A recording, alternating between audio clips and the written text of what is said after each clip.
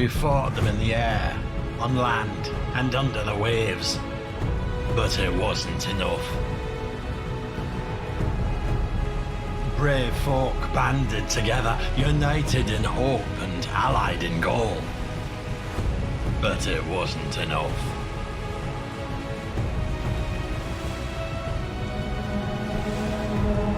The black tide brought with it an evil of terrible power. Darkness sank into the hearts of us all. For we knew, as above in the skies we lost, so on land we'd lose. And our only hope was below. But it wasn't enough. Forces unknown to us were at work, and in those dark days it found purchase wherever it touched. For our best wasn't enough.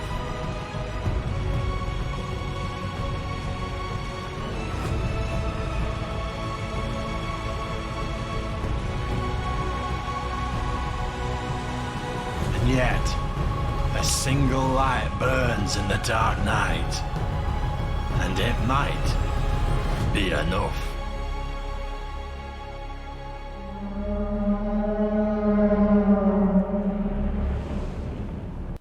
Hello and welcome to this week's episode of The Curse of Saltmarsh. We are full crew as usual, so let's get on with it. All the way from, let's start with Michael, all the way from Australia. Michael, hello, welcome, thank you for joining us on the show. How are you feeling about today's show? Oh, I'm feeling absolutely great, guy. G'day, guys. My name's Michael, and I am otherwise known as the Dead Aussie Gamer. I play Jaggsy, aka Jaggsy, the shipwright for the Second Chance. I think, I don't know, I haven't been on a boat for so long. I'm getting weird, strange feelings. And I'm actually super stoked because last week I rolled something above a 5. Hooray! Yay! No, I'm super keen. I'm very excited, and of course, very interested to see how Jaggsy is going to go in today's adventure with a bunch of people who are equally savage, barbaric, and tribal. So I don't know. I mean, I'm gonna try and play this by ear, and I do apologize to the fellow players. If stuff goes down, stuff goes down. You know, that's just how Jaggsy rolls. I knew it. You mean like last time? Maureen incident on our hands, aren't we? Oh dear. All right, let's move away from that one quickly because I'm already starting to get a migraine. Captain Salt, how you doing? Jenny? How's Sweden? Sweden's fine. It's slightly less terribly warm now, so I'm feeling better. And although Michael's words fill me with existential dread, as always, other than that, I'm fine. There you go. Today, I'm psyched. I'm hyped. I'm gonna say absolutely nothing in order to not muck up what's going on. I'm just gonna sit there and be quiet. Lovely. Everyone wants to know what third level. What was your third level build for Captain Salt? I went for the Battlemaster. With various maneuvers that you can tell you what they are, but you'll probably that's find perfect. out. Battlemaster was just in the chat. They were going, what was the build? No, I'm going to come back to you. Janet, how are you doing? I'm good. I'm glad that I wasn't the you, but I don't know who you're talking to, so apologies, Myri, or Absolutely anonymous. Oh, come on, let's not pretend like we don't know who it is. Janet, talk, Janet. We can move past this. Say words. Okay, we're going to move past this. I'm really excited about what's going to happen next in the campaign. I'm really excited to level up. Lahuna gets spells. That can't go wrong. Oh. So that's going to be fun. But also, I wanted to do a big shout out to somebody in our community because we got a surprise package in our house yesterday. And it was some little minis. Look, this is a mini Lahuna. See, she has a lute and she has wine because she's got her priorities right. And then on the back, she has a sword. And she even has the Lahuna side buzz cut. So thank you very much to Adamal for that, for creating that for me. That was incredibly kind. And he also sent us Demetrius as a cyber pirate, which was incredible. So thank you so much. Best surprise gift ever from our incredible community over at World Anvil. Thank you so much. Lovely. No, still. Okay, Myri. Hi.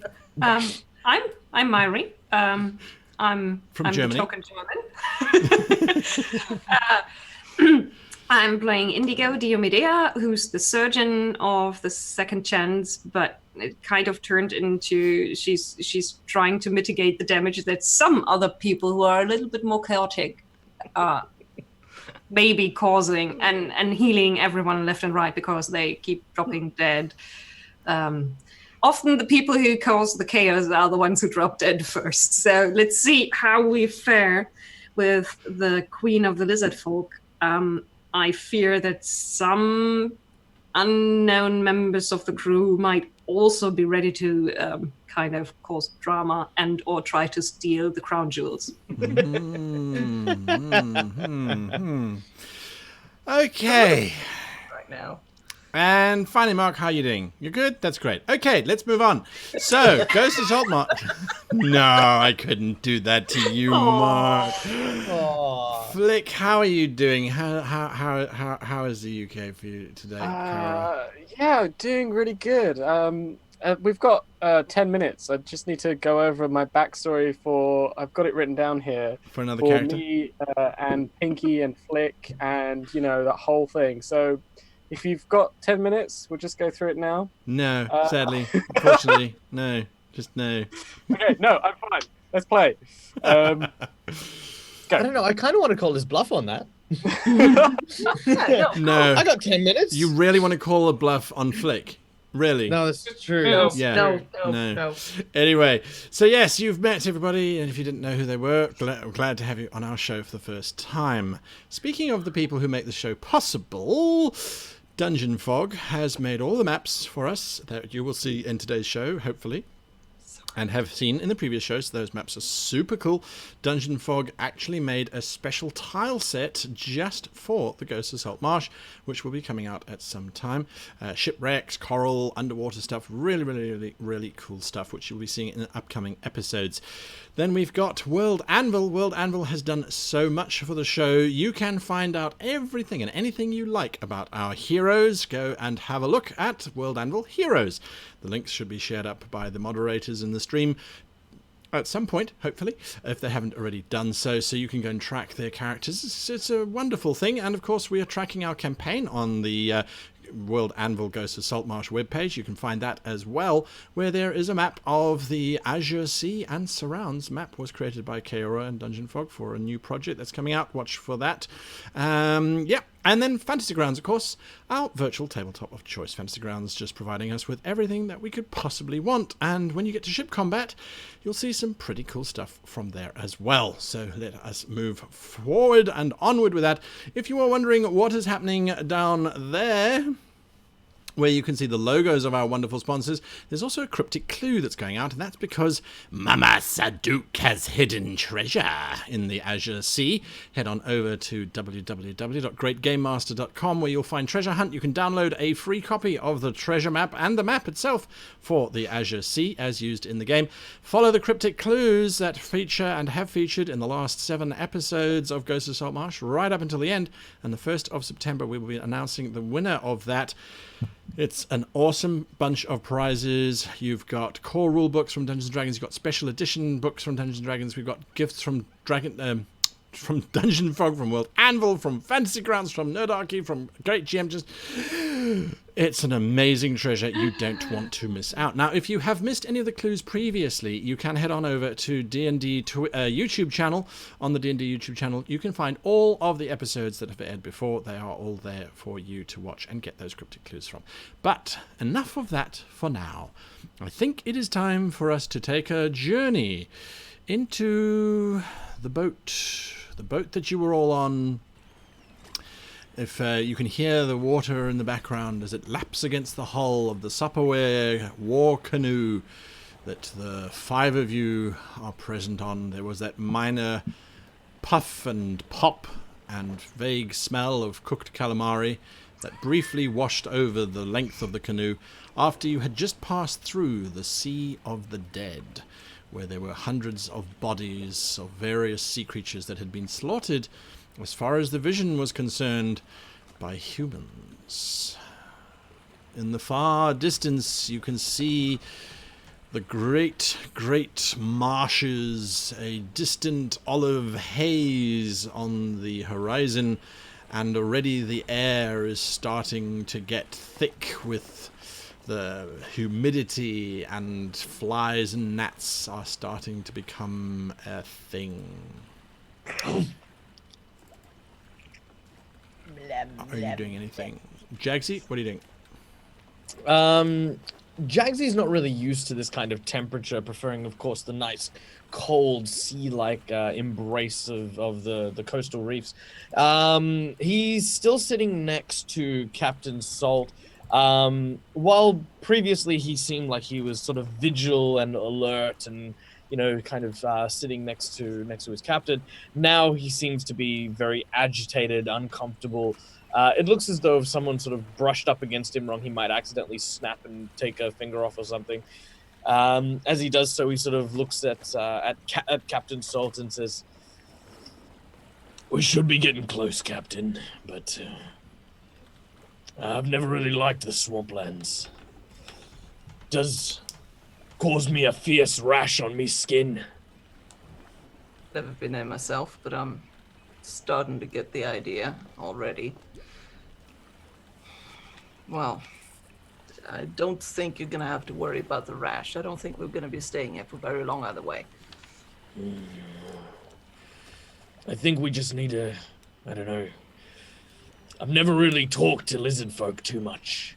You know, every time we bump heads, it usually ends up with a shakan or a lizard folk dying, so, you know, I'm just gonna try and leave you and Lahuna to it. Oh, I'm not gonna be doing any talking when I'm here. Look, they've already made it very clear what they think about me and my type. And Well, it turns out they seem to know Lahuna pretty well, or at least her mum. yeah, I'm pretty big shot diplomat, from what I understand. Sort of look over at Lahuna. Lahuna has been following around the shaman since the morning, asking questions about the Lizard Queen, because it's finally occurred to her after about 5 days that maybe she should find out what the Lizard Queen is like before they arrive. So she's been asking questions about, so what's her favorite food? Like, what does she like to eat? And what does she like to wear? And what does she think about, you know, capital punishment and spicing of food, and what's her favorite song? So Lahuna's been asking lots of questions about this. Good questions to ask. I'm going to ask you to please give me an insight check, as he gives you very polite answers. Oh yeah. Well, Lahuna does not have her mother's insight, sadly. Oh, That's 17. The tone with which he answers seems to have lost any kind of reverence, any kind of adoration whatsoever, and he's fairly sharp with his answers. In terms of her favorite food, she seems to prefer the foods of other species. She is not of her kind. There is definitely an animosity between this shaman and the queen. He does not like her in the slightest, and after a few questions you realize that whatever information he's giving you is probably propaganda designed to, at the very least, tell you that she is this oddity amongst the lizard folk. Right, been there. So the final question that that Lahuna would like to ask is, so tell me, I didn't have the immense privilege to come to the home of the queen before. What was it exactly that my mother Rahana was doing there? His long tongue backs out towards you and then is pulled back in again. The Black has summoned by necessity the racers of the Azure Sea. But the Black Tide came before. It has. When? nearly a century ago, but it was not near the Azure Sea before. We have summoned those from the areas of the world who have faced them, but it is without response that we find ourselves. So basically you're saying that nobody knows what to do. There are rumors, but at the moment, yes, we are floundering. Hence my excitement when Indigo recovered the artifact. Of course. Well, I mean, the artifact is just extraordinary in its own right, but you know, it's just. Can you tell me more about these rumors then?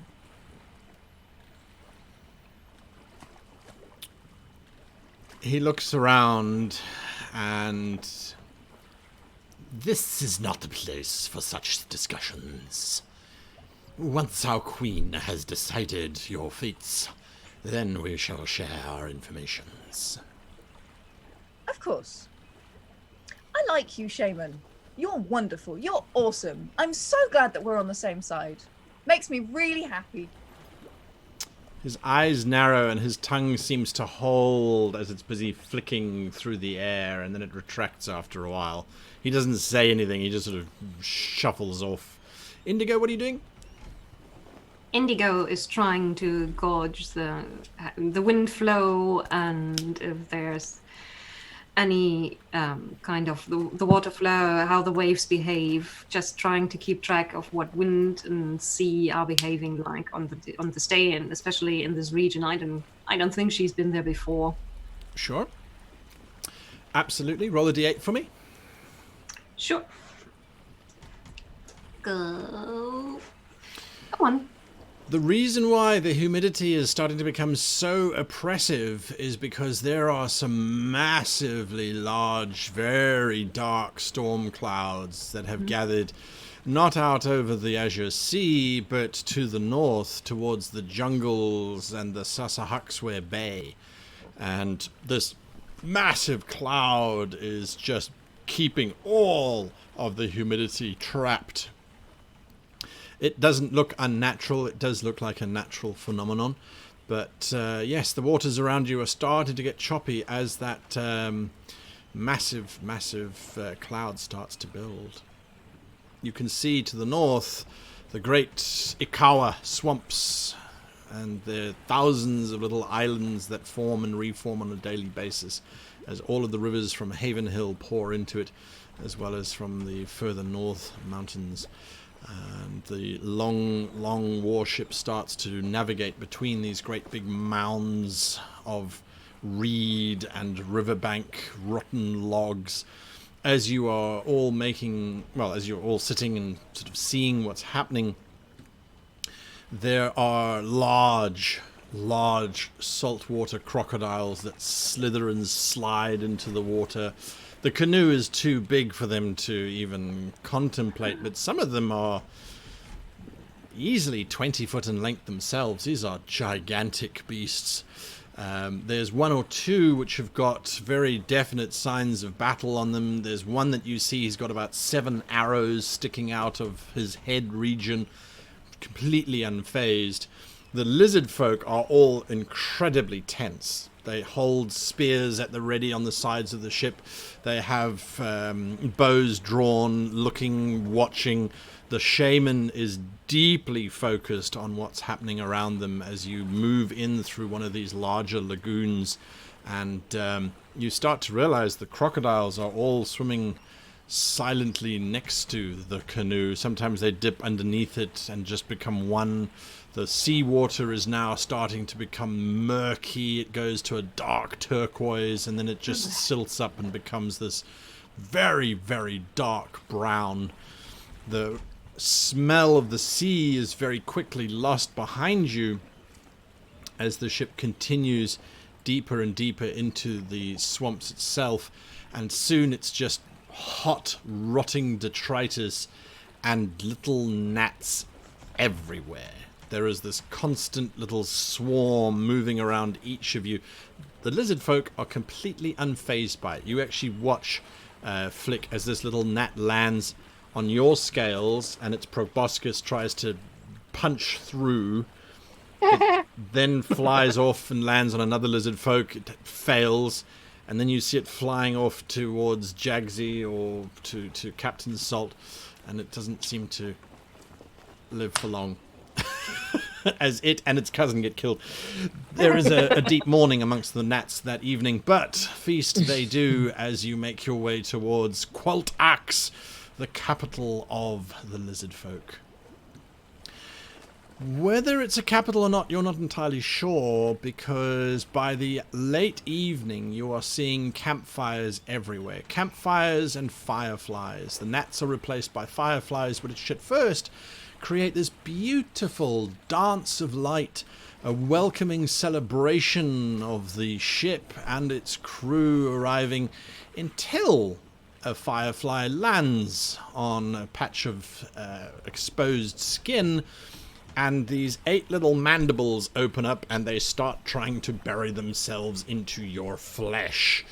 As you grab their little light bulbs, they burst, leaving this little splodge of luminescent muck on your skin until you wipe them away. They're not nice. They're not nice. I keep close to Lahuna and hope that her armor eats the nets. And Yes. and Yes. the fireflies. The armor is probably getting to the point now where it's even not coming out because it's eaten so much. This is just a food-rich environment. Then finally, Indigo does the only thing she can think of to get rid of them, and she disappears. And then there's a lizard, a tiny lizard, hiding under one of the benches. Nice. Aw. You have become a lizard. I like it. I want to sort of gather the crew before we get there. Sort of get everyone together. All right. Has anyone seen Indigo? Where's she at? I haven't Oh seen yeah, her she in a moved while. up the food chain. She's down there.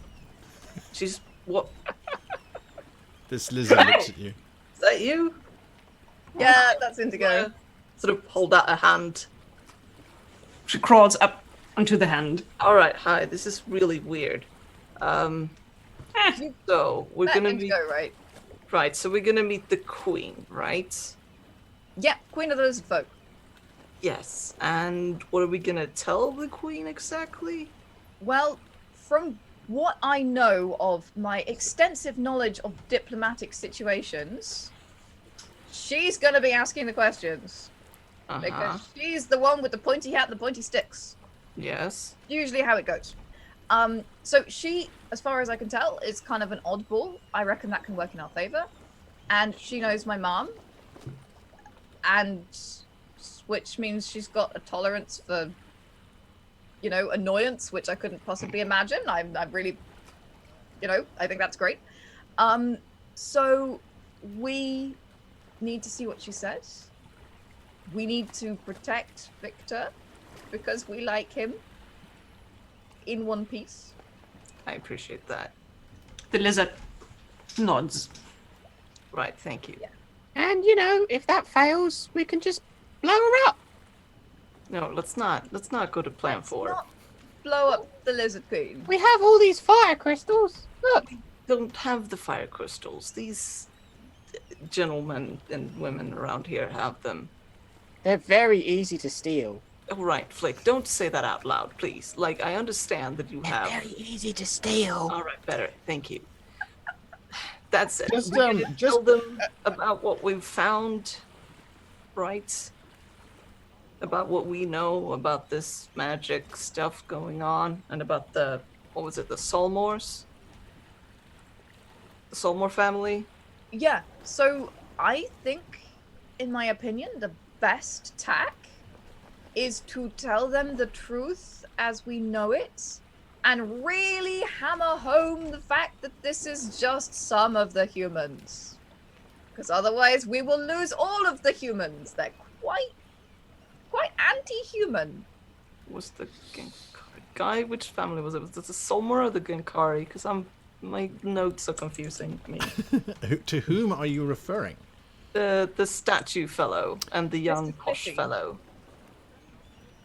The statue, which is Yes. of Commodore Genkari, Yes, looked Commodore very Genkari. similar to Anders Solmor, who was the young fop who tried to have Flick arrested. Both of them, excellent. But they had like a family name. I mean, there was sort of family resemblance. I'm not going to confirm or deny that, because that was information given to certain players. Yeah, fair enough. Fair enough. Fair enough. I'm not gonna. It wasn't given to you, Salt, so No, that's I what got I'm it, I saying. No, I got you. If those that got it don't remember it, there it goes. No, that's fine. In Jackson? the small interim as Flick was discussing potentially exploding the Lizard Queen, Jaggsy's going to use his carpenter's belt, which is never too far away from him, pull out a couple of extra long nails and go up to the fire crystal barrels and just make sure the lids are kept nice and tight. Just no reason. Jaggsy just does not want to be blown into space today. One of the lizard folk comes up to you, Jaggsy, the moment you start hitting one of the barrels. It's one of the big ones, the really large, broad, flat-headed ones. And it looks at you and says, "What doing?" All right, I'm going to say this so your people can understand. This open me keep us alive. It Little looks at you dragon. with these two narrow Give me- eyes. I understand. Jaggajaw nods and sort And of he carries on watching. yeah, very carefully.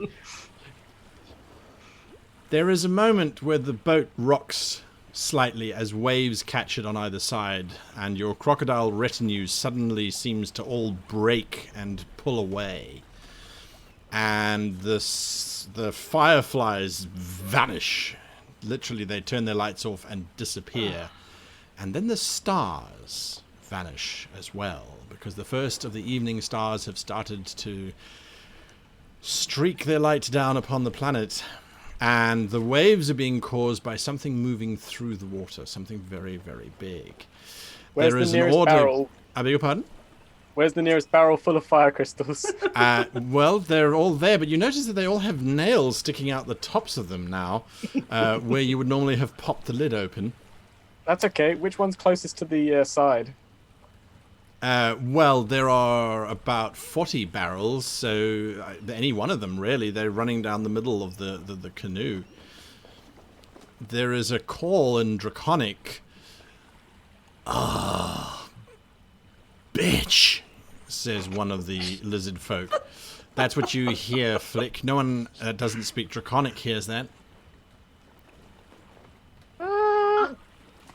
Jaggsy! Boat's Jaggsy, rocking Jaggsy. some more as the waves What? now are What? slapping quite... What do you want? You're strong, aren't you? Get to it. Yeah. If we're getting chased by something in the water, you could pick up one of the fire crystal barrels and throw it at it. Suppose I can. Okay. Are you, Flick? Yes? Are you asking me to throw what is effectively a good 50, 60 fire crystals at whatever it is that just moved under the ship? Yes. It's then that things start to drop onto the ship. Bits of mud, seaweed, branch. And looking up, you suddenly see this thing blocking the stars. And then there's a big wave, and there's this titanic foot, 50 foot in diameter, that has claws that are almost as long as the canoe that you're in. Scaled with scales that are 4, 5, 6 foot thick. This Maybe leg 2 just barrels. lifts out of the water. Sorry, what are you doing, Flick? I said to Jaggsy, Maybe 2 barrels. I think we're gonna need a bigger barrel. This leg just moves over. It suddenly pours with water. This swamp water just fills the canoe. Everyone is grumbling. And then the foot slams down into the river on the other side. There's a brief shout of brace, which runs the length of the ship. All of you need to give me dexterity saving throws, please, as this massive wave just rocks the canoe on its side. Bearing in mind that this is a Supperware war canoe, so it's 85 foot in length, so it's a long ship. We have a natural 1. Oh no! We have a natural 1. Okay, right now I'm a lizard, and I have. That's what's gonna happen to me.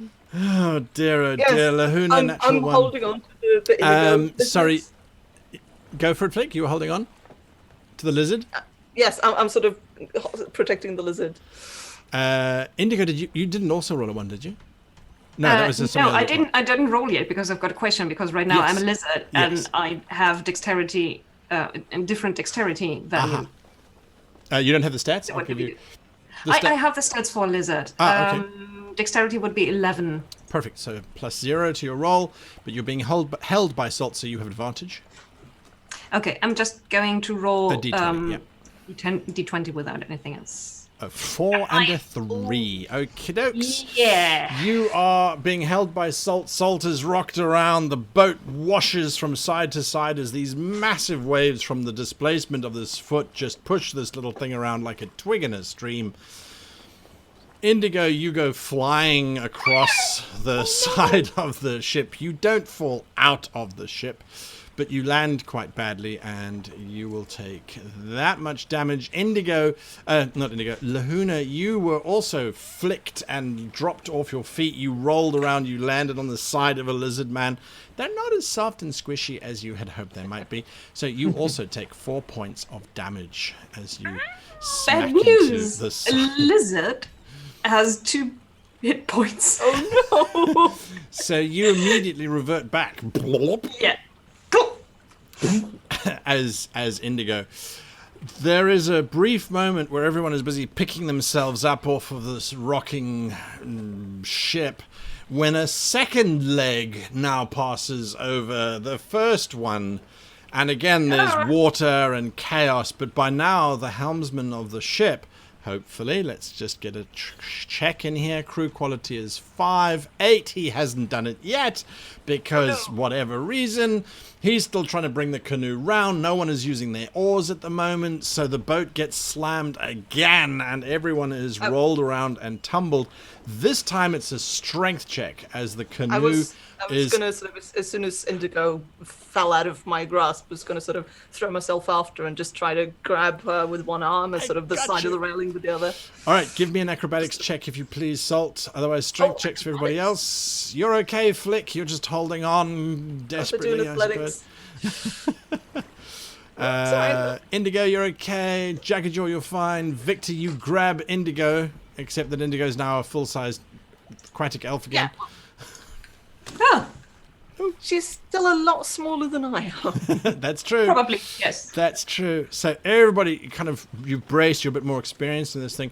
And as you look back up at this receding behemoth, you realize it seems to be a gigantic sugarloaf mountain. There are trees and things growing off of the top of it with 4 titanic legs and this very pointed tail that is just slowly walking across the Ikawa marshes. Yes, Jackson. Did you say sugarloaf? Yes, domed. Okay, sorry. For The me, shape, I mean, not the confectionery. Oh, okay, good. I was imagining a 4-legged confectionery. Fantastic. Glad No, I wanted to haven't confirm. gone completely off my rocker. No, sugarloaf is what you use to describe a specific shape of mountain. Sorry, apologies. It's the heat. It's the heat getting to It's the Jaggsy. swamp It's just like- dust. Delicious. A mountain of Yes. sugar. As you are watching this thing disappear deeper into the swamp, it's not moving very quickly, but because it covers 150 foot with each stride, it moves away quite quickly. You also start to see a very large mound, almost reminiscent of this particular sugarloaf shape that's just walked past, in terms of the capital of Qualt Ox. Once the boat has sort of settled and the waters have returned, you find yourselves being guided into a very large pier. Lizard folk are all over the place. They're also smaller little lizard-like creatures. They're not kobolds, definitely not kobolds, but they are the same size as kobolds. They seem to be running around. Those look more like a slave race than an equal race, as they seem to be boffed and clipped and shouted at and carrying all the heavy stuff, while the big lizard folk sort of stride off of the ship and start unloading the cargo. The shaman comes up to you and says, "We go to the queen now." Oh, hello. Okay, off we go. Is everybody ready? Lahuna sort of looks around. Indigo slowly gets up and bows before Victor. Thank you, Eostra Captain. No, don't worry about it. Are you alright? Took a bit of a fall there. Yeah, I think I might have purple spots later on. Oh, well, that's alright then. I mean, you're already blue, so, I mean, it's not gonna make much of a difference. They still hurt. Well, obviously, but I mean, shall we go? Yes. We should go. Captain, you want us to bring one of the barrels? No, I don't want you to bring one of the barrels, Jackson. No, not to flick it all up, but to, just show what we brought as a gift, that kind of thing. Yes, but if she misunderstands what we mean by it, we're going to be flicked either way. Well, if we've got a contingent of lizard folk, I mean, it's just... Well, maybe you could ask your shaman friend to bring a few. What do you say, Shamie? Will you bring one of the barrels so we can show it? They are our prize. We will display it when the queen requests it. Okay. I'm sure she knows what gnomish fire crystals look like. I mean, they're a fairly eponymous item. This way, he says as he leads you forward. You move through the definite ramshackle structures. There is a decided artistic flair to the way that the lizard folk have constructed these buildings. Most of them are made out of wood with then a hide stretched between it to create privacy or to ward off certain areas. There is lots of clay that's been used to decorate the outsides of the buildings. Pottery with intricate designs upon it abound everywhere. There is no sign of the differentiation between male or female. It's just lizard folk moving around, going about their daily business. It is night, so they're starting to settle down. The streets are not so busy. The streets are not paved by any means, but there are large amounts of bulrushes that have been laid flat to provide better purchase, and so that you're not sort of walking directly in the mud. Little channels of water have been diverted away to create a little bit more of a drier area here, so deep into the marsh itself.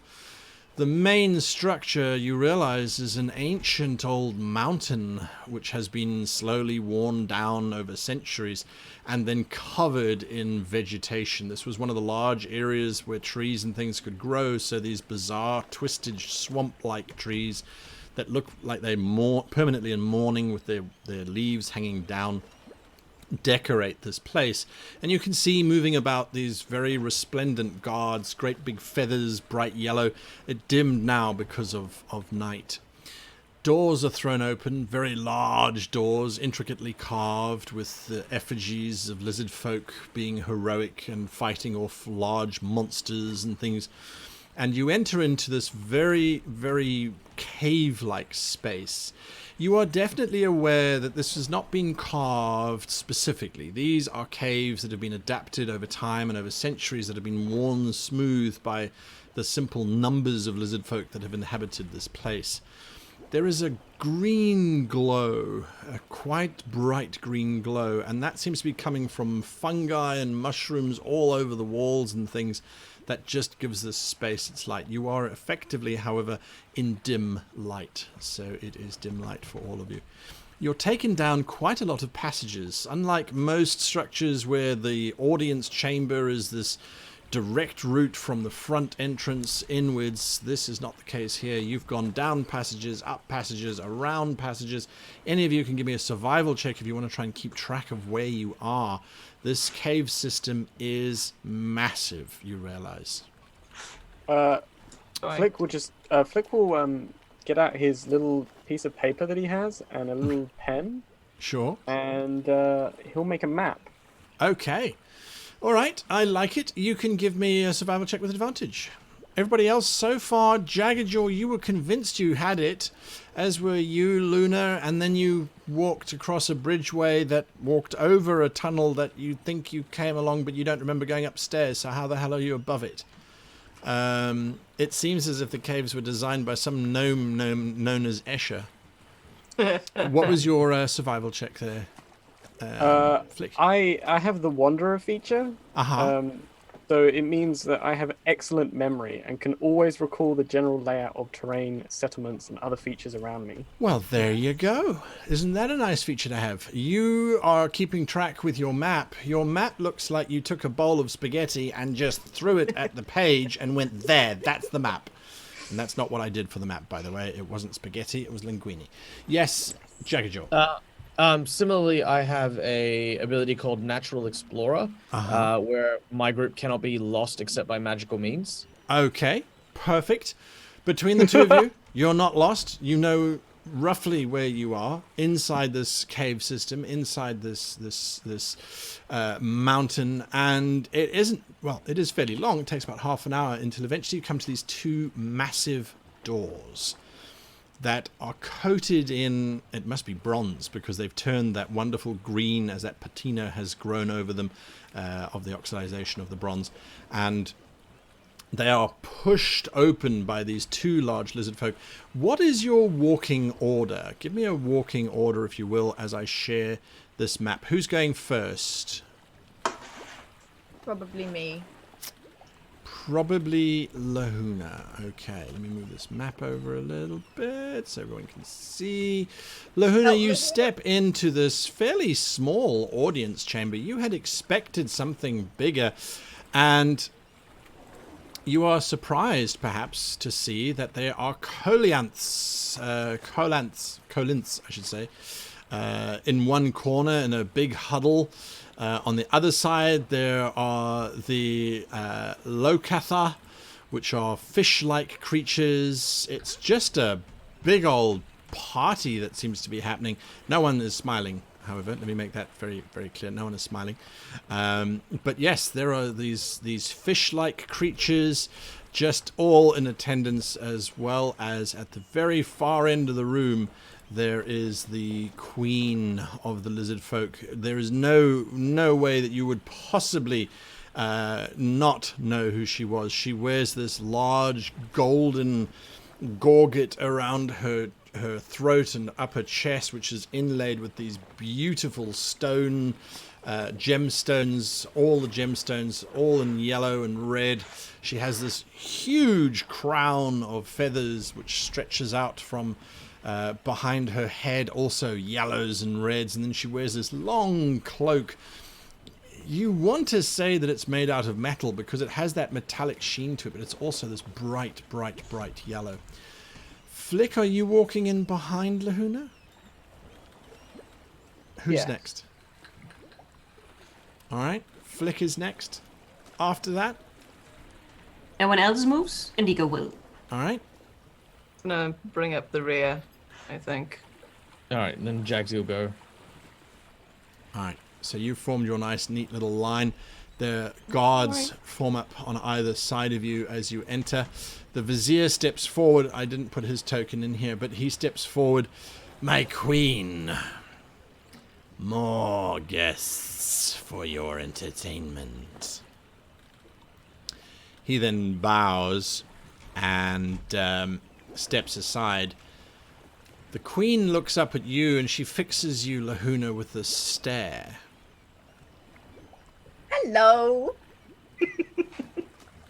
Her lizard folk features seem to change and soften as she becomes more human in her appearance.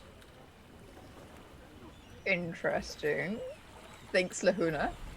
I have not yet mastered the shapes of your people, but you are welcome here in our capital.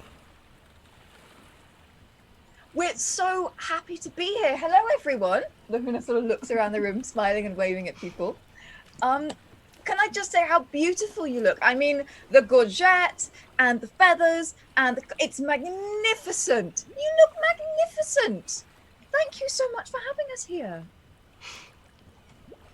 You are most welcome because you are part of the Azure Sea peoples, but I am uncertain as to how you got here so quickly.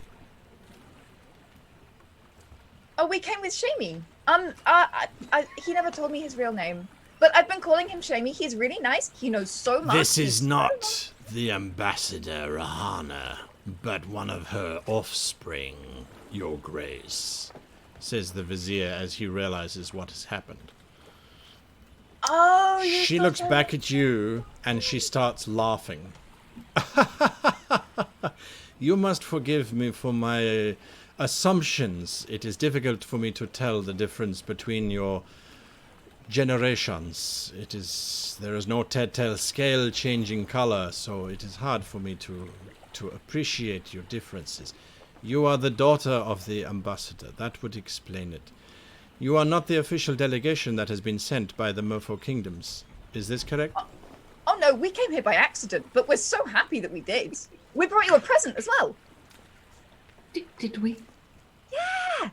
We brought 400 pounds of gnomish fire crystals. Didn't That is a lie, says the shaman standing up next to you. Well, it's not a lie. We rescued you from that prison, and we recovered the fire crystals. I prefer to think of it as more of a joint effort, but if you like your story more, then that is absolutely fine. He turns and he addresses the rest of the room rather than the queen. It appears that the merfolk are as duplicitous as their human consorts. Well, that is just not He says, looking at Salt, who's probably skulking in the background. Yeah, Salt's doing the thing where I think he did a lot with when he back in his olden days, where he just sort of he entered the room and he'd stay by the door and just loom there, kind of thing. Just loom quietly, looking menacing, but he's trying to look less menacing now. So you're anti-looming. I think Victor has a natural loom, but he's trying not to. And he's standing next to Jaggajaw, who unfortunately is just all loom. Yes. Right. He's a big loomy boy. Yes, he is.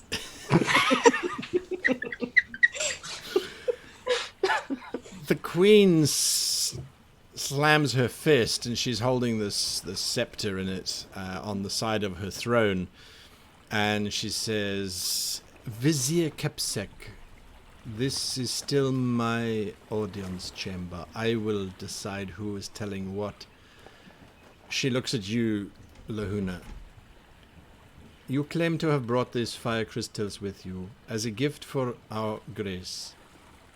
And yet my vizier claims he has, in actual fact, been the one who has brought them here and who has restored you to your freedom. Which is the truth? It's super complicated, but just to be really quick, we were going through this creepy house, right? Which we didn't want to be in, but then we had to be in, and it was awful. And then we came down and there were the fire crystals there, and I said, let's give them to the queen as a present because she's amazing. And then they said, we're taking them for the queen. So as far as I'm concerned, I said, let's give them to the queen, and then they took them for the queen. And that is what happened when I was in the room. So if they had previous plans to take them for you that I didn't know about, then I didn't know about them. But I said the thing, and then they did the thing. Cause and effect, right? So if that wasn't his plan, then that's okay. But that's how it was from my point of view. Everybody else can make deception checks as you all stare at the ceiling, the floor, the sky, anything other than at the back of Lahuna's head. Okay, let me just let's ask this question first. Who believes her? Yeah. That is actually Okay, what happened. one person. The other three of you, deception checks. Indigo leans over to Jaggsy and asks, "Is this diplomacy? What is happening?" Oh, I just, think I think the diplomacy was on the mother's side. Then what does her father do? And what does her Yastra do? Well, hopefully fight. All right, I'm gonna roll a. So, deception check, please, Indigo, Flick, and Jaggsy. Come on. this just seems like something Luna would do as far as Victor's concerned. It's just perfect Luna behavior. Sure. Okay. Deception or perception? Deception. I've been watching your face, and it hasn't been telling me that what she's been saying is the truth. But apparently it has been, because you have scales. It's hard to read scales. You know, scales are difficult. The Queen, however, can see everybody's intention with her natural 20. Nice. She is the queen. I mean, to be fair. She knows things. Yeah. Jaggajaw at this point, no, like not with the deception thing, but just to sort of explain what is going through his mind. He says in a very deep voice, "Permission, Your Highness, to step forward."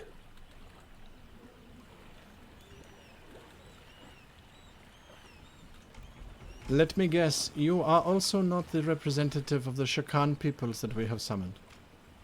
No, I have not been with the Shakan for quite some time, but regarding this matter with the fire crystals, I have some understanding of protocol and ownership, especially along many of the coastal tribes. The fire crystals that these lizard blokes reckon belong to them and been salvaged were actually given to this human behind us, who, as you can see, is still living, breathing, and quite alive, not shackled or bound in chains or bound by any kind of law or order by you. To this end... Don't give them ideas! To this end, I pose that it's actually, and I gesture towards Victor, the captain's property that is being offered, and not something taken by the Vizier, as blood has not been shed over it. Well, Highness. And what was the intent of this fire crystal collection on behalf of the humans? Says the Vizier as he steps forward. Jaggsy will sort of look back at Victor, and facial expressions with sharks are hard, but you think that maybe he's asking Victor to sort of, "Hey Victor, come over here, step forward." yeah, right. Should we move our tokens into the room? Because it looks like I'm standing in the corner You can outside. indeed move your tokens into the room. I would imagine, Lahuna, you had to come forward for your tirade. Yeah, I guess I'm sort of... Ah! Oh no! There's shuffling On my going shoulder on. Still. Yes. Now sort of step up. No, you stop. I sort of step up a little bit and sort of try to look very non-threatening and go, as far as I'm concerned, these fire crystals were to be used against that big kraken monstrosity. Because it seems like we need big booms to take it out. Big booms, big explosions, fire crystals. Yeah, exactly. And I mean, it seems to be probably going to be put to good use in your hands. So, I mean, your people certainly saved my life back in that creepy house that my first mate here mentioned. There is lots of mumbling when you say that, and the Vizier stands forward. I saved not your life at all, human. Oh, intentional or not, I would be dead by the hand of another human. We've heard enough of the lies of this individual. Says the shaman as he cuts you off yet again. They have brought Fire crystals, by their own admission. We stole them from them in their caves. Clearly they were to be used against us, Your Majesty. She raises her How scepter. does that follow? What Why makes would you give think them that? to you if they were going to be used? But that doesn't make any sense. What are you talking about, Shamie? That's weird. Why are you being weird? That's the vizier. I do not need to explain myself to this collection of individuals. Well, I think you do. Sea because you're elves we very know clear. to be duplicitous. The merfolk are clearly mad. The Sharkan are blood-crazed barbarians. And what of the skulking little creature in the back? That is a little dragon. Your So you Majesty, think- I move that these be executed as an example to the races that would defy our glorious alliance, He says as he turns and looks at the fish folk and at the Coleths, who all sort of just stand there. The fish folk are just watching this display going on. The Queen again raises her hand. The whole point of our alliance is that we might all survive. There are two who have not yet spoken, and I would hear from them. Tell me, aquatic elf, you who have one of the darkest histories of the peoples of the Azure Sea, what is your version of events that have brought you here into my court this day? There was a lot of coincidence involved, or maybe no coincidence at all, if you believe so. We were at a place where other individuals, mostly humans, but not all of them, were stockpiling these fire crystals. And I think they meant them to make war on each other. I think they were meant to blow up a human ship because the humans fight among each other because they are not one tribe and one people, but many. And you know how they are. They branch off in every which way, and there's nothing that keeps them complete and whole. I agree with the druid for once. They are a plague, a pestilence that infect us. That is not at all what I said. You can't agree with something that I didn't say. The Queen raises her hand. Please continue, she says, looking at you. We were at this place for completely different reasons.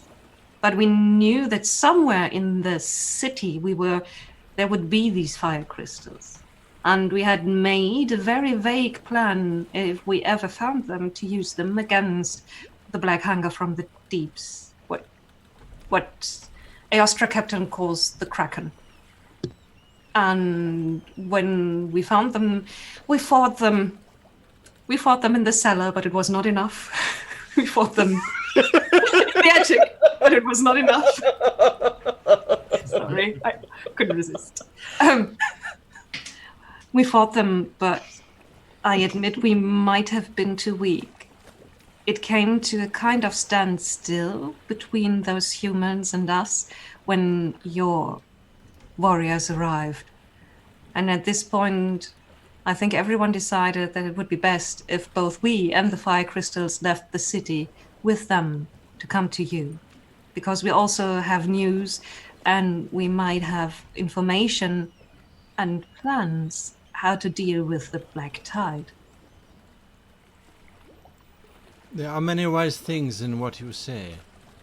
So far, I am undecided on who to believe just yet. So I turn our attention to our friend. The Seabolds have never been involved in the politics of the Azure Sea, and yet here we find one in our midst. What is the wisdom of our little blue friends? Oh, me. Oh, well, this is lovely.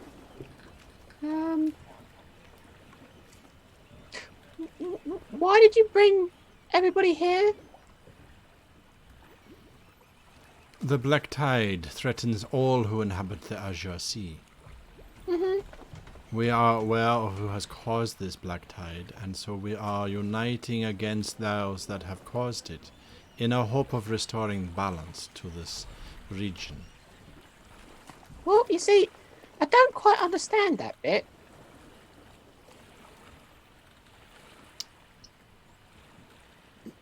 Who owns the fire crystals? Let's start there.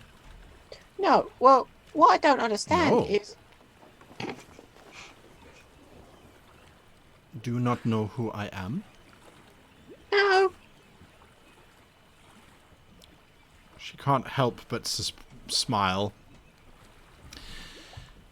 There are many things that have been said this evening, I should say. The Shah Khan speaks the truth. If the crystals were given to the captain, they belong to the captain. The lizard folk are no thieves. We will not steal that which is not ours. Yes, At the yes. same time, if the captain was to use them against us, that would be absolutely destructive to this alliance. Absolutely Okay. not. Look, your emperorness, your holiness. Look, listen. We want to blow up the Kraken. That is what you say. Yes. Well, you can believe that or not, but that's what we want to do. So we have the same goals, really. If you execute us, you lose everything. Or, well, you don't lose everything. You lose 5 people that are vaguely interested in the same thing. But, you know, if you don't execute us, then we could be useful and we could help you achieve the same goal. It's quite The simple. vizier immediately launches forward and he says, I call the Kala Madarakash. What? Everybody goes silent and the queen looks forward. That is a very grave declaration, vizier. You are aware of the implications. I do not care. I will not see the lizard folk or our alliance sullied by the inclusion of these imposters. I saw them in battle. They have nothing. They bring only deception and vagaries. They will not strengthen us. They will weaken us, and I will not let you, my queen, lead us down the same path. At least if I can prove to you they are inept in every way possible, then you will believe me, and we will save the Azure Sea. But I can no longer stand by whilst you indulge these lesser beings. Sort of moving in front of Flick protectively at this point, because I've no idea what's going on, but it's definitely not good, and it's definitely very aggressive. So I'm just going to sort of shift in front of Flick. The queen looks at all of you. Yes, Jaggsy? Oh, I was going to say, I'm going to step in line with Victor as well, trying to be as big, as imposing as possible as well. I'm going to look square at the vizier's eyes, and I'll say, "That's not what the leader of your lizard folk said to me when he took Shah Khan blood. He met the end of my anchor. And if you want to go down this road, mate, please say it again, louder this time, into my good ear." Lahuna? You're muted? You're still muted? I possibly. Sorry. I think what my friend means, Luna finally gets out of her mouth, is that we have proven ourselves in battle and that we are by no means useless. But this man, this one here, who seems to think that all species members are the same, is telling the queen what to do. That doesn't seem like something he should be doing. Lahuna turns and looks at the queen and blinks. Indigo? Indigo looks back and forth and then goes, why are we about to fight? What sense does this make? Flick? Flick isn't doing anything. Just For standing. once. peeking out from behind Victor's legs, kind of. No, well, just sort of. Wheels spinning. Yeah. The Queen looks to you, Lahuna, and there is a momentary flash of... Perhaps she acknowledges what you're saying, or she agrees with what you're saying. It is a good question that you ask, Aquatic Elf. Why is it that we fight? There has been a question of honor that has been brought forward now, and it is clear that there is a grave tension between the 5 of you and my vizier. The shamans of the lizard folk are here to protect the interests of our people, and for me to ignore that as their queen would be to discourage and to ignore a tradition that is as old as our people. I cannot do this. No. Because you have accepted the challenge, Shakan, you and your companions here will be given the opportunity to participate in the Kala Madrakash. This will allow us to determine whether or not there is the god's fate upon you, or whether perhaps this all was just a waste of time. Excuse me, what is that? The color... What exactly is that? The Kala Makatash? What? She seems very disheartened by the whole thing. And she slumps back into her chair and her visage changes back into the lizard folk face that she has.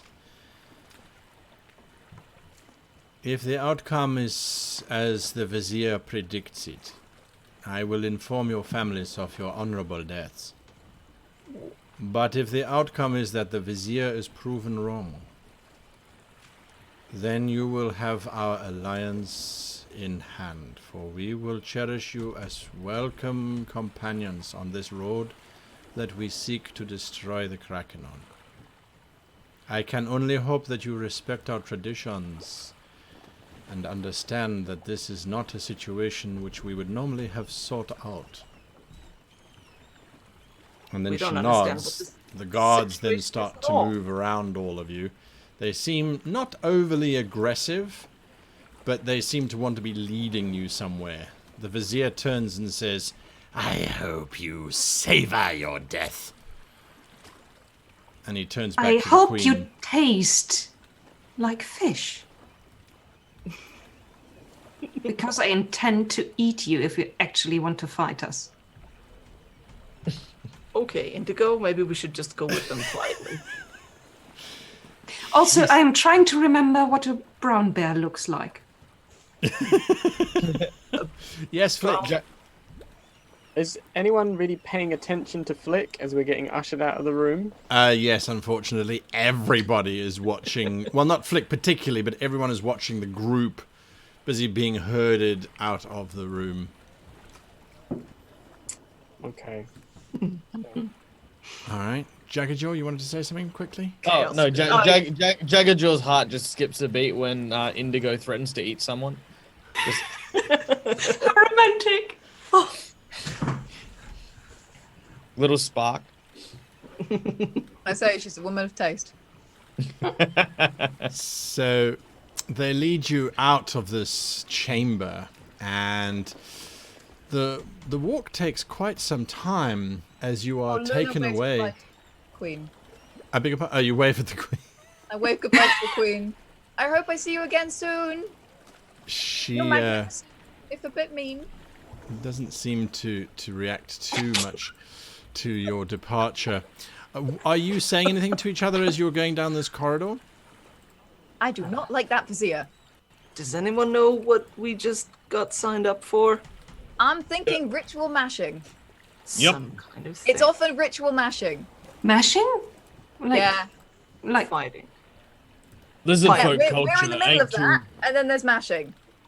Yeah, lizard Oh. folk culture ain't too different to the Sharkans. Basically, quickest way to get through is through tradition. Any we've been one of you challenged. can give me a history check. Oh, yes, I have Nope. history. I am R-smart. I am roll like garbage, though. Oh no! Natural one. You're pretty sure it's some kind of potato-based dish? It is clearly, competition. Delicious. clearly an aquatic dance-off. That is what we are about to engage in. There's your Oh, natural Thank one. you. Thank you. Oh dear, oh dear, oh dear. All right, so you don't know anything, Lahuna. Your history check is nothing either, I'm afraid. I don't know. These people don't do much writing. No, no, they don't. But the corridor shop can't can- have like trial by combat type thing, like you're right if you live kind of scenario. So that's what I'm going to assume this is akin to. Like Yeah. the specifics, no, but you know, we fight, and if we win, the queen believes us. That's about as far as it goes. So threatening to eat one of them was actually it was the right place to do this. I did absolutely, not make a fool of absolutely. myself. Well, I mean, Because it was the vizier. yeah, I mean, Big Nose Vizier turns around and says that we're not tough. I mean, just telling him that you're going to eat them, that's pretty tough. It was, yeah, yeah. You did good. You did great. All right. Did good. You know? You are taken Very out of the caves into this very large chamber, and it's filled with mist, and there's a soft light coming in from above it. Not entirely sure what's causing that soft light, but definitely brought in from somewhere. And the ground is slightly boggy. As far as you can see, there's a large liquid lake in the middle of this fog bank. There's a stump. There's some ancient ruins to the north, I should say, and to the south. And that's pretty much it, really. So that's what you're seeing there. Let me just reframe that. Oops, that looks better. Yeah, this is where you find yourselves. What are you doing? There's no sign of anyone else, and once the lizard folk guards leave you, there is this dull thud as doors are closed. Knew we should have bought those fire crystals. Jaggajo's going to take a look at the soft mud and see if you can see any footprints of like people, creatures, anything. All right. Yep, give me a survival check, if you please. Right, everyone just stay close to each other. Woo! There Little are, dragon? unfortunately, some tracks. Some very large tracks. Reminiscent of those crocodiles that you saw on the banks as the boat was making its way into the swamp itself. And there looks like something has S-shaped its way across the floor. These large S trenches have been described, probably about 4 or 5 inches deep, just all over the place, backwards and forwards. You then hear another boom, and it sounds like the similar doors, but just from the other side of this space. I'm gonna draw my weapons at this point. Yeah, me too. What do I know about crocodiles? And I will draw my anchor. You draw your anchor. Crocodiles, big, savage, nasty beasts, not very bright. Reasonably slow. As long as you're not close to them.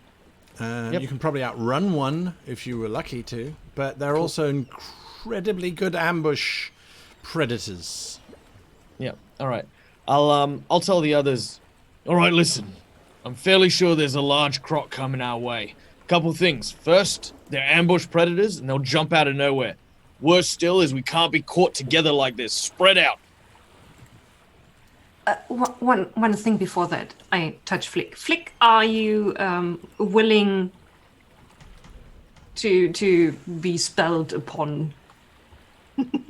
Yeah. Are you a willing target? Then you get bark skin. So Oh. your AC cannot drop below 16. Nice. How long does that last for? 1 hour. Ooh. Which direction did this noise come from? The second booming noise. Opposite you. But on the map. So towards the bottom left-hand corner, towards the swamp, the pond swamp thing. All right, I'm just gonna sort of place myself between the group and this sound, sort of scanning the area. All right. How dense is this bush in front of this tree? The one that I've just put my thing in? It's scraggly. It hasn't seen real light for quite some time, but yes, it's pretty dense. Not great cover then. Well, you could hide in it. It does provide enough of that with the mist that you'd be unseen. All right, I'm gonna go lurk for a bit. All right. That's where I'm everyone very is sort of distressed that everyone's spreading out. bracing out to. All right. So she's gonna come for one of us, right? Whoever's gonna take it, you need to lean into that, and the rest of us need to jump on it as quick as we can. Once it snags something, it'll be up to the rest of us to either take this thing out or pin it down. Really? Okay. Yeah. Well, in that case, says Lahuna, she bounds out from behind the bush and jumps onto the ground and says, "I'm here! Come and get me!" Luna, could we just not with the yelling right now? All right, that's what you shout. I'm gonna stick close to Indigo. Yes. Indigo is going to stick close to Victor. So we There's just lots of huddling. sticking going on. I like it. All right, you are gathering together. You're shouting that out to the general world, I suppose, Lahuna. As you do that, there is a rather curious sound from the water directly in front of you. And this very large crocodile suddenly emerges out onto the beachhead and just looks at you. Oh, that's big. All right. Going into initiative, I will get Fantasy Grounds to roll initiative for us.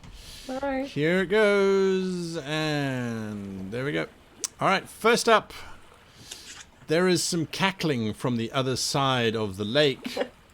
And you can see that lizard shaman who originally brought you here, he is standing on the edge of the pond, and you can barely see him. He seems to be muttering something, but you can't make out exactly what it is that he is saying. So that's what he's busy doing. Lahuna, you're up next. What are you doing? First of all, I call out, "Oh, hi, Shamie. How are you doing?" I don't wave, obviously. I've got a sword in my hand, but I sort of wave at him and say hello. Does he say anything back? He's I busy don't know. muttering something. Hush, Godard, bizarre. You know, I don't think he's our friend. That just makes me sad. Okay. The crocodile's just sitting there. I'm Yep. gonna take a 5-foot step towards Jaggajaw, just in case he gets attacked first, because I got a brand spanking new power. And Nice. I can protect people now. And I'm gonna brace for attack. So I'm preparing to attack. When If it comes. it attacks, you attack. Exactly. Right, I'm- you are. Poised like a rusty spring. Indigo? Indigo nods so Victor can see towards the shaman and says, "I'm going to eat him." And then she moves. What? 5, 10, 15, 20, 24, All right. 30.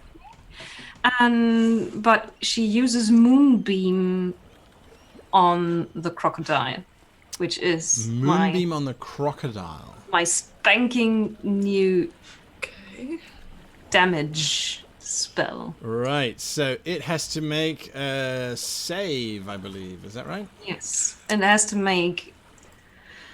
Wait a second. It's a Constitution saving throw. Constitution saving throw. Whoops, first one is it. It gets a 25 on its roll. Unnatural 25, obviously. It rolled a 19. Sorry, 19 plus its save. Then is- it only takes half damage. How much damage does it take? So 9 would be So 4. normal damage. Okay. Nice. Takes 4 Suddenly- damage as this brilliant There's beam of beam light of light. slams into it. Jaggsy? All right, so Jaggsy has picked up some new tricks as well. So as a bonus action, I'm going to look this beastie up and down and mark it with Slayer's Prey, which is an ability that allows me to select a target within 60 foot. Right. And until either the target dies or I reallocate target, my first attack will deal 1d6 points of extra damage. I'm then going to move up to it, and I am going to belt him with my big hammer.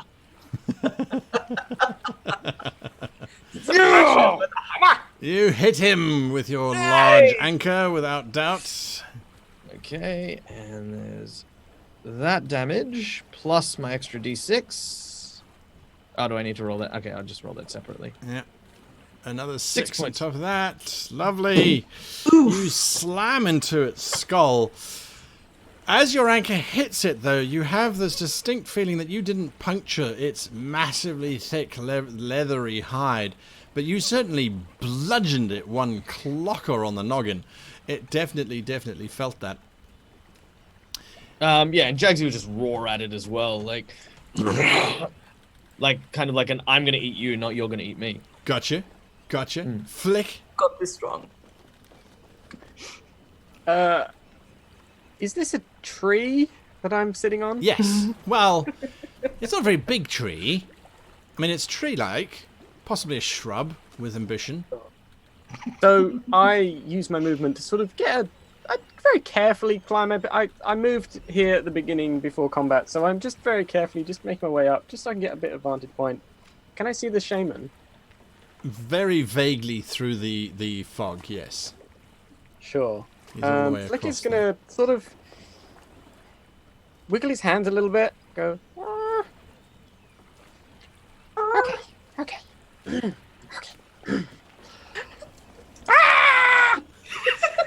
And I'm gonna cast Scorching Ray 3 times at the shaman. What is the range of Scorching Ray? 120 feet. You got it. Speak. All right. Does he have to make saving throws? Does he? What does he do? It's a attack for me, so Right. I have to roll 3 times. All right. Make your attack. Three little balls of fire appear, and then they just go. You guys don't like the shaman. No. We tried to be friends. The first blast slams into the water, hissing and sizzling with venom and spittle. The second one definitely hits. The third one goes wide, slamming into a bush on the other side, giving it a slight burning effect. So 1 hit. Yes. Ooh. 11 points of fire damage to this shaman. He needs to do something here very quickly. Where is he? Yeah, you maintain that spell, you. Retire. Yeah. Needs to I'll retire. just retire. Let's see. No, he's alright. Barely. Barely. The crocodile.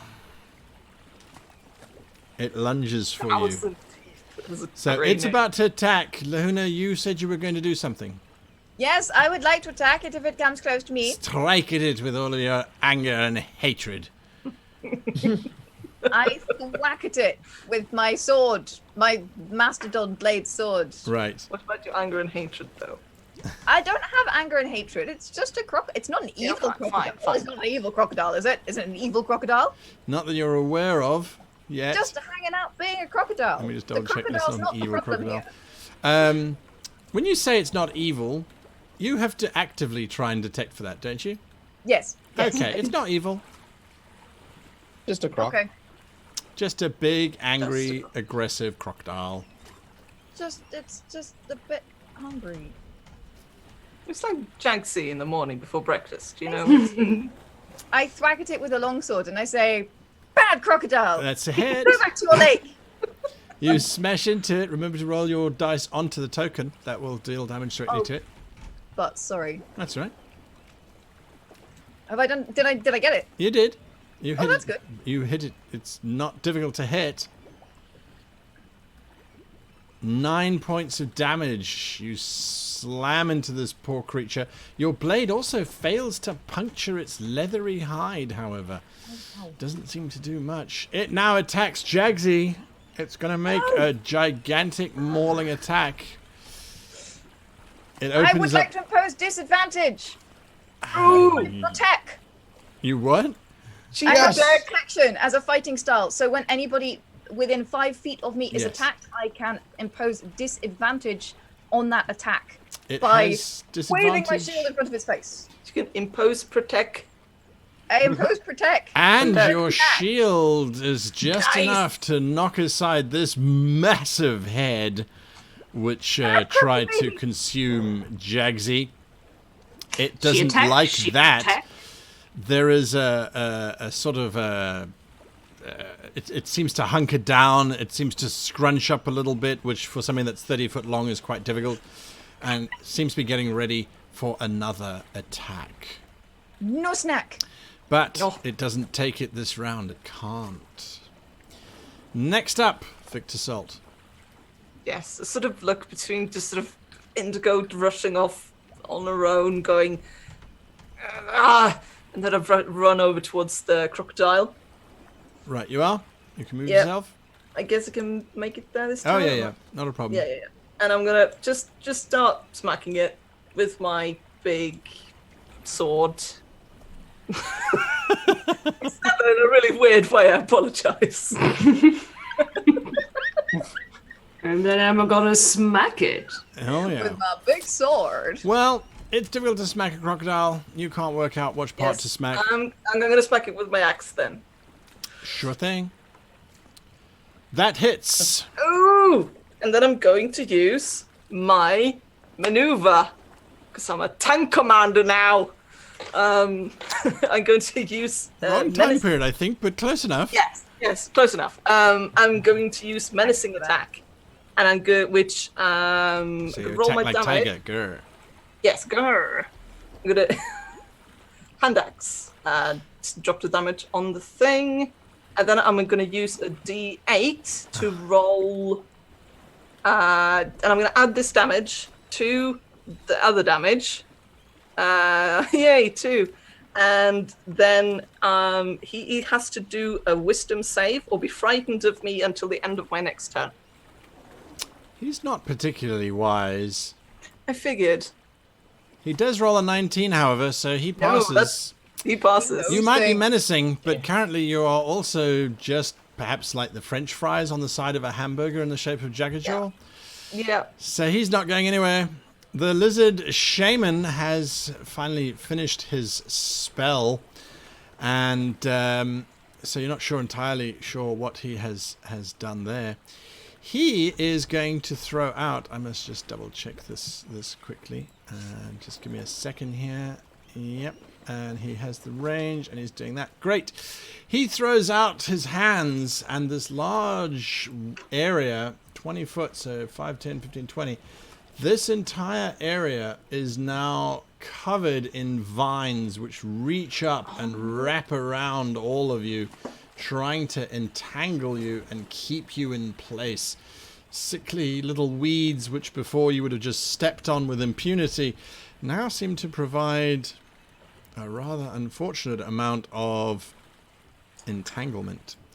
So for the duration of the spell, which could be for quite some time if he maintains concentration on it, you will find it difficult to move in there. You are restrained, and it requires a strength action to be able to get free of that. On a success, that happens. So there you are. Right, you are restrained by that one action only. During your turn, Lahuna, what are you doing? Plants are all wrapped around your feet. There's a giant crocodile trying to eat Jaggsy. Yeah, the crocodile is more of a problem than the not moving, because Right. where would I go? So, Lahuna is going to use her action to Sacred Weapon. So she grasps her sword and says, oh God, please help me, oh God, oh God. And green light imbues her sword with positive energy. So for 1 minute, I add my charisma modifier to attack rolls with the weapon. The weapon also emits a bright light in a 20-foot radius and dim light 20 feet beyond that, so everybody can see, if that was a problem before. If the Everybody weapon can is see. not already magical, it becomes magical for the duration. So this for 1 minute. Fantastic. Stabbing Lovely. for 1 minute. Glow That is stabbing. brilliant. That is brilliant. That allows you, Indigo, to give me a perception check, if you please, as you are making your way towards the shaman. Sure. It's glowing. Perception. Why is it glowing? Paladin! I've got no idea why this is happening. Indigo, as you are rushing towards the shaman, you spy, coiled around those ruins just to the south of you, a gigantic snake. It must be 2.5 to 3 foot in width. It is just coiled around these ruins. It doesn't seem to be imposing or getting ready to attack, just there. You suspect that if you were to move close to that space, however, it would nom you. How close? That is a best guess scenario. You're not entirely sure. Maybe Let's 5 see. feet, maybe 10 feet. Okay. It's your turn. What are you doing?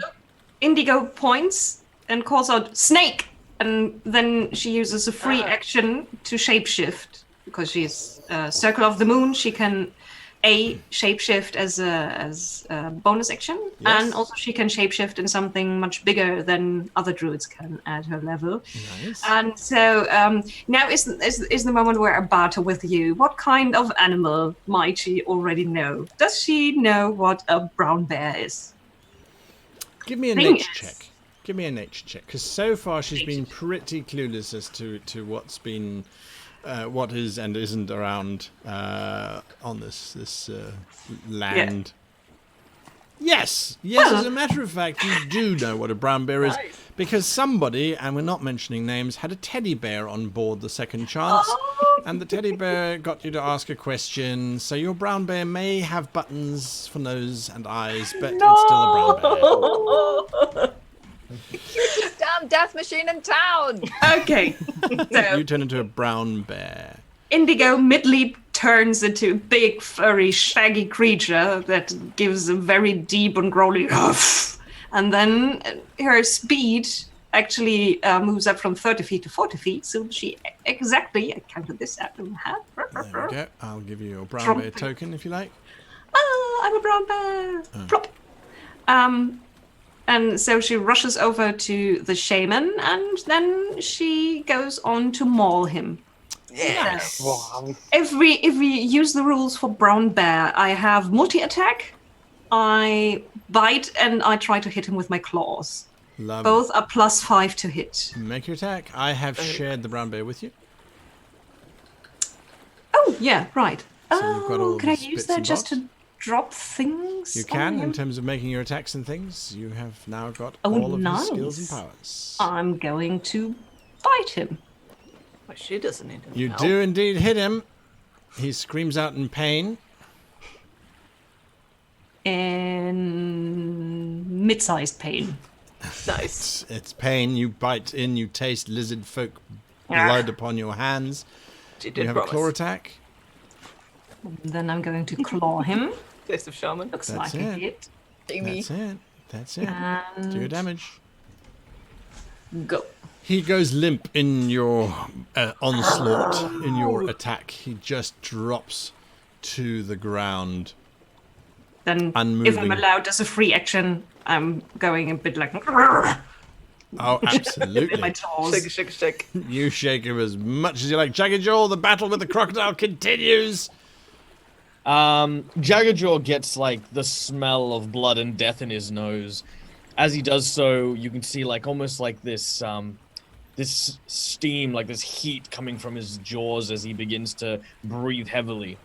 I'm gonna cast Hunter's Mark on the crocodile as a bonus action, which allows me an extra d6 on top of my damage, which now brings me to 4d6 damage if I manage to hit the damn thing.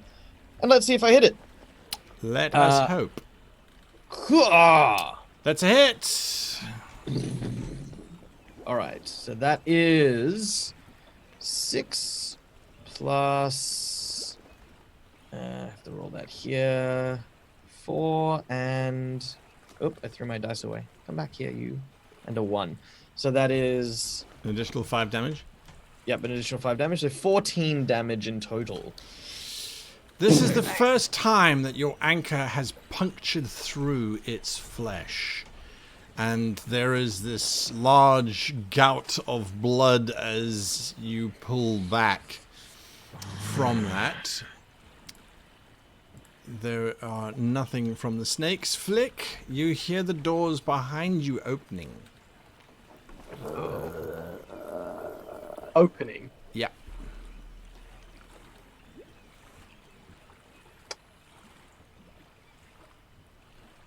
Okay. Can I turn around and peer through the Sure. mist? You peer through the mist and you can see some very... You're not sure, but they look worried. Lizard folk rushing in. Heavily armed. Nom, nom. Heavily armed. Yes, their obsidian blades drawn, their shields at the ready.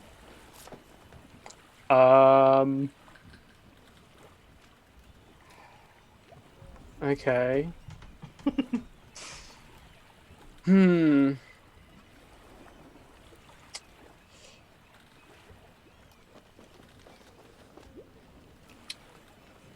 I'm going to take Pinky. Just say to Pinky, You're gonna be a little dragon now, okay?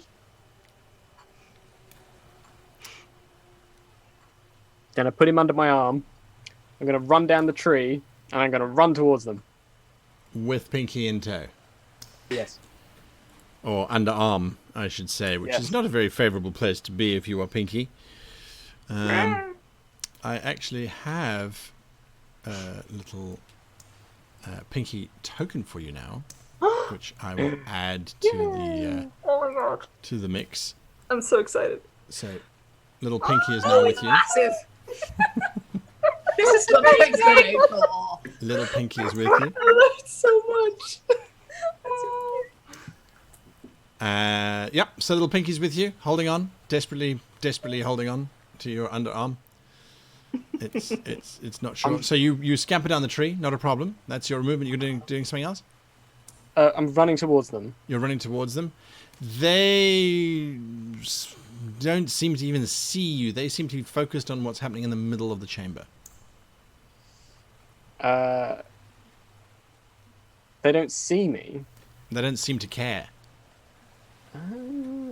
Where are the tokens? I can't. Are they? Can I not? They're in see the them? mist. All right, I will add them for you very briefly. But yes, they're basically just running straight past you. Oh, okay then. Mhm. I'll just stand there and go. Oh, okay. Right. Okay. Yeah, they're literally just running straight past you. Okay, that's fine. There you go. The crocodile. Yes, Indigo.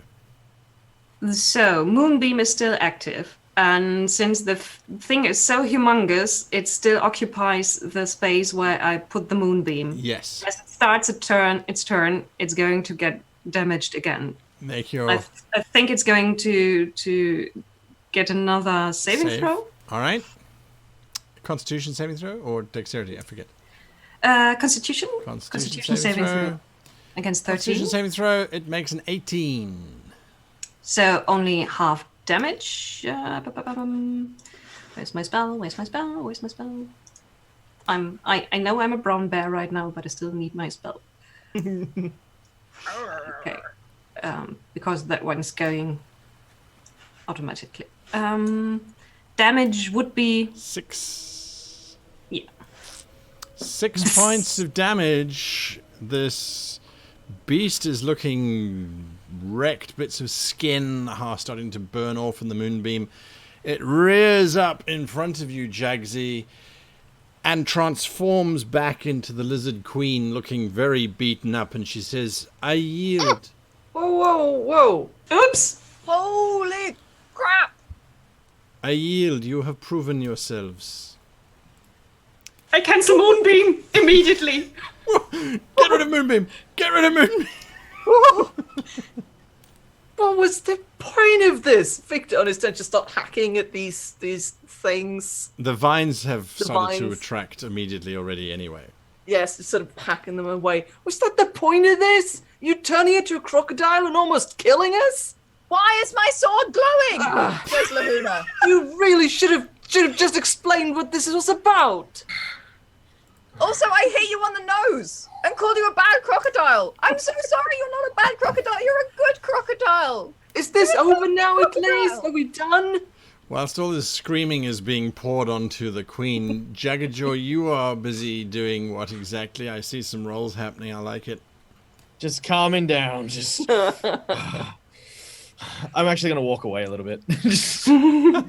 All right. Still smell blood. Indigo, you've dismissed your moonbeam. Flick, what are you doing? I'm going to throw Pinky onto the back of the head of the lizard man in front of me. Of course. Of course. All right, make your ranged attack. Smack. Yeah, I guess I'll just use my crossbow. Yeah, why not? But it's not my crossbow. It's a direct hit. Pinky sails through the air. As he's going, he has his tendrils behind him, head forward, eyes squinting, and as he's about to arrive, those tendrils snap forward to reach around the back of this lizard folk head. It snaps onto place. The lizard folk, for a moment, let's see what he's doing here. Very quickly, this wet thing slaps across the back of his head. He doesn't realize what it is until he turns around to look at you, Flick, and then notices a tendril sort of inching across his snout. I'm gonna telepathically command Pinky to Dragon's Breath.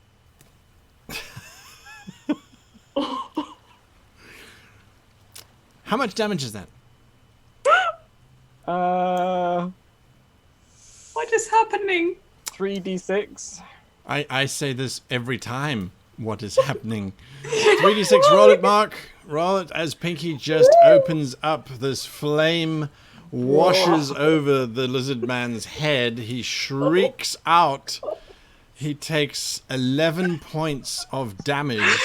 You monster! As this flame wraps around him. Pinky has turned this brilliant red color. The chromoblast is in his skin, just busy changing to suit what's just happened. Luna? Yeah, I assuming I'm not hearing the screaming yet because It's coming across, but Salt's shouting, you were shouting, why is it green? That there was, and now there's screaming in the background with the lizard folk on fire. So I say, Your Majesty, if I may, and I put my hand towards her. Is she flinching away No, from not me? at all. She's just breathing heavily. Then I lay on hands for probably 10 points and see how she's looking. 10 points. Yeah. It heals her up slightly. She's still not looking great, but she All looks right. better. I'll give her the rest of the juice. She gets 5 more points. That's all I've got. All right, that definitely brings her to a point where it's now nicks, bruises, scratches, cuts, that sort of thing. But she definitely seems a lot better. Jaggsy, you were seeing a lizard man next to you suddenly flame as Pinky on his back is pulsating brilliant red.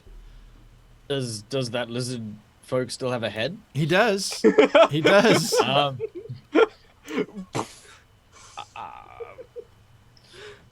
I'm gonna turn away and walk towards Brown Bear. Just turn away and walk. Pretend I didn't see anything. And I'm not going to have noticed the great big snake. That's okay. That's okay. You're just gonna walk towards those ruins, towards the brown bear. Not a problem.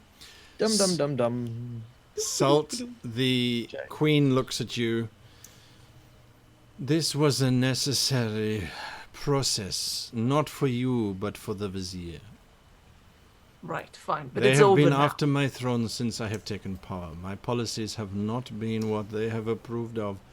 This was his play to get me destroyed at the hands of a human, to play into their agenda. I had no Right. choice but to play out this, otherwise I would be seen to have been betraying the shaman's authority as advisors. I to put the my weapons away at this point. Just we're not here to lizard folk on fire, she looks up at him and she looks at you. If you would ask, please, there is no more need for violence. Flick! What the blast are you doing? Stop it! People, die! Die! Flick! Flick! No! Flick! Flick! No! Stop it! Am I gonna have to come over there? 'Cause I will! Okay. Thank you! Jaggerjaw, as you're walking past the ruins, this massive snake rears up. And as it's about to strike, the queen lifts her hand up and it just freezes in place. There has been enough bloodshed for today. I now take your word for it. You are honorable combatants. You did not strike first, you waited for the enemy to attack. That for me is enough. Her guard, with smoke on his scales. What is Pinky doing? Pinky's gonna come off, I guess. So start crawling back to Flick. Who's a good boy? Yeah, it opens its little mouth and you can see flames starting to try and build up again. Oh. Oh. That's what Flick's doing. Whilst the rest of you are talking to the queen. It's not long before she ushers you all out and she says, we must adjourn. If you are injured, we will have people who will help you. It is time we must discuss plans. Right, thank you. She leads you into a side chamber and the shamans come along and they will quite happily restore you to full, basically giving you the equivalent of a long rest. Just before we leave, Jaggerjaw is going to go over to the body of the vizier, and seeing Indigo's amazing work, Jaggerjaw is going to use the business end of his anchor, crack the sternum, pry open the chest of the vizier, and rip out his heart. You know he was just unconscious. Was he? Not anymore. Not anymore. Unless you're going to stop him, Indigo. Yeah, this is what he's going to do. Just You're going to lift the anchor, and then suddenly there's a very big, shaggy, smelly thing in front of you looking at you. Vaguely looks like a demented bear. I don't know which eye to look at. This is One's coming off. what's that going? Hanging. It was a fight to the death. He would have seen us killed. You'd let him live?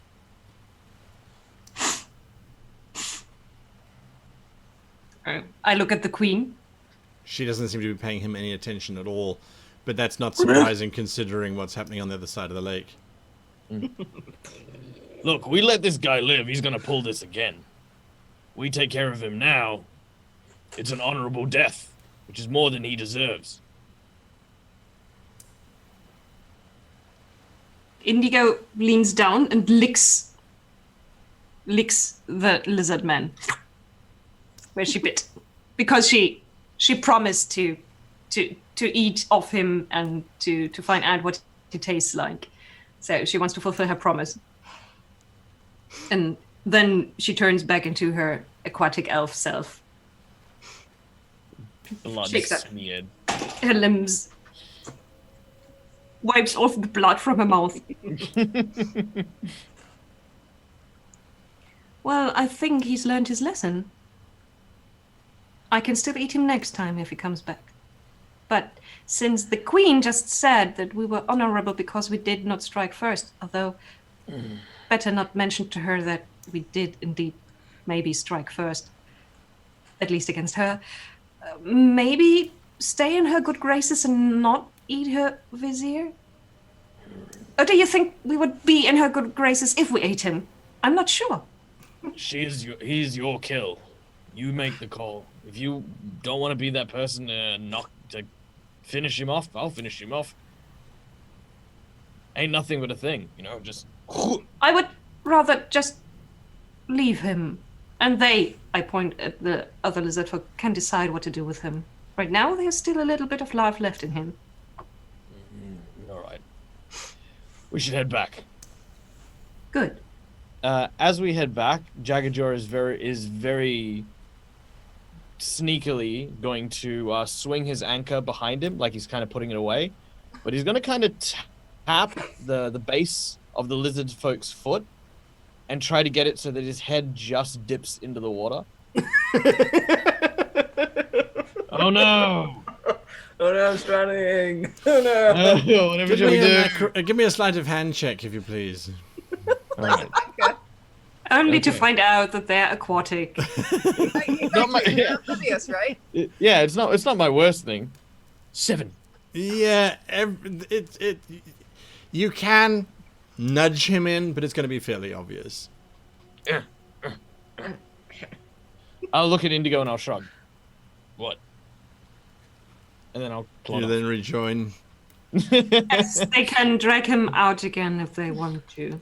I point at the vizier, and then I point at the lizard folk and make obvious gestures like, if you want him not to drown, do something. This is not my place to. Go ahead. I'm true neutral. I'm not going to kill him, but I'm not going to save him. What's your problem? Perfectly balanced. I'm chaotic evil. So I'm very much happy. Nolan Batmaning this. I'm not going to kill you, but I don't have to save you. There you go. You are now in this chamber with the Queen, and she looks at you very earnestly. The black tide must be stopped.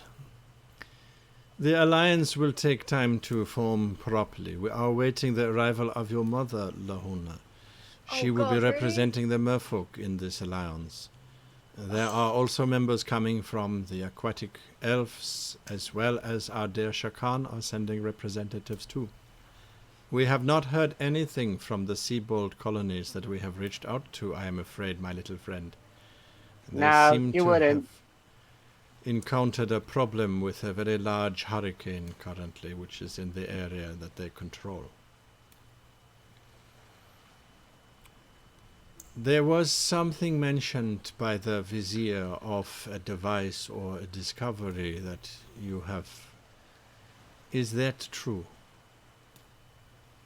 Yes. Oh, go ahead, Lahuna. You're better at talking. Oh, aren't you sweet? We found this incredibly holy artifact, and Indigo's been keeping it safe, and we can. Well, maybe you should see it yourself. Maybe you know more about it than we do, but you can see things, and the things are not good things. I motion for Indigo to sort of hand it over. Hopefully the Queen will make sense of Lahuna's garbling. Do I even have that? You did. I He left do. it with you. Then I'm going to get out the two scapulas. They're kind of melded together to form a vizier. A vizier. You have from the vizier. Kanta Aha. Visor. Kanta, aha. Oh, because when you see through it, you go, aha! I look at Lahuna like, The name is lost to us as to who was the originator of this device, but it is not yet complete. There is a final piece which you will need to add into that. It will allow us to see what has been and what shall be with regards to the dead. I You saw suspect in its current state you would see the past. What caused the death of the creature? Oh, so when we were the humans with the past humans, but the future humans, and then what about the smoke? There was like oily, black badness. yes, when we only had one half of the artifact. Looking through it, we could see something that ties the black tide to things the humans of Saltmarsh have done on land, like black oil and tar and winds all combined, linking different things and the dead from the sea. I am not as as wise as I wish I was for the sake of my people. There is one that might know, and for this you will have to journey to a place that I would not send anyone, so you must understand you are under no obligation to fulfill this. You need to seek out Gadra the Ancient. Only Gadra will be able to provide you with the information that you are asking. It does seem, however, vital that we solve this before we move against the Kraken. For whatever terrible weaponry we might bring against it, I doubt there is anything that we will be able to do to harm this creature that is already dead. Gadra the Ancient will know the way. Are you willing to undertake this journey to find Gadra? Before you answer this, Captain, you must know where Gadra the Ancient dwells. Yeah. Thanks. Gadra the Ancient dwells in the pit of Golgur. In the pit? And we'll be back next week when the adventures of the Curse of Saltmarsh adventures. Oh, it's all just chaos. It's the Curse of Saltmarsh. It's the Curse of Saltmarsh. It's the, I don't know what it is. It's just, yeah, Ghost of Saltmarsh. Ghost of Saltmarsh. Ghost of Saltmarsh will continue next week as we move forward towards the pit of Golgur. Supposedly a bottomless pit from which the Kraken itself originated. Oh, let's see what happens next week. Remember, you can find us here next week, same time, same place. There are some date and time changes that will be happening on the 20th and 27th, but we will let you know. Look out for those times. We're moving earlier in those time slots to accommodate other shows. But next week, we will be here at 1 o'clock. Big shout out to our wonderful sponsors. That's World Anvil. Find all the characters and all information about the campaign on worldanvil.com. Moderators in the chat, if you please. We've also got Dungeon Fog, where all of the wonderful maps you saw today were manufactured for us, and Fantasy Grounds. All those wonderful rolls and spell powers and things brought to you by Fantasy Grounds. And to my wonderful players, I thank you for keeping it completely and utterly up the tree as far as I'm concerned.